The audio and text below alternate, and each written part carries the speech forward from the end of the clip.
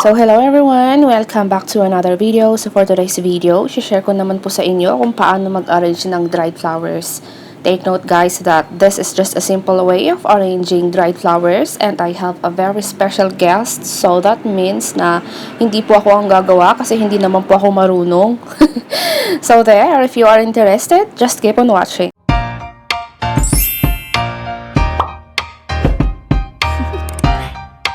Do you wanna know? So, bali ito yung mga kakailanganin natin, yung mga bulaklak, dried flowers. So, ito po ang tawag po dito ay lavender. Lavender. Ito po statis. Statis. And then, this one is gypsophilia. Gypsophilia. Tapos yung vase. Ito po, craspedia. And then, scabiosa. Scabiosa. So, ito po yung vase na gagamitin natin. Okay? So, kita nyo po, nilagyan na po natin ng floral foam.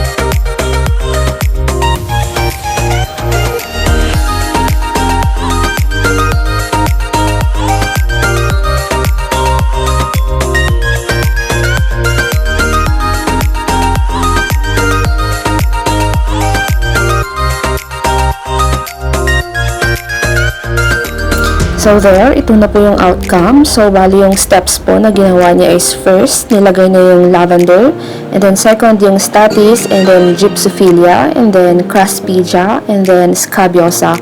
So bali dinagdagan niya lang ng hydrangea, yung kulay white na nakikita niyo po. Ayan.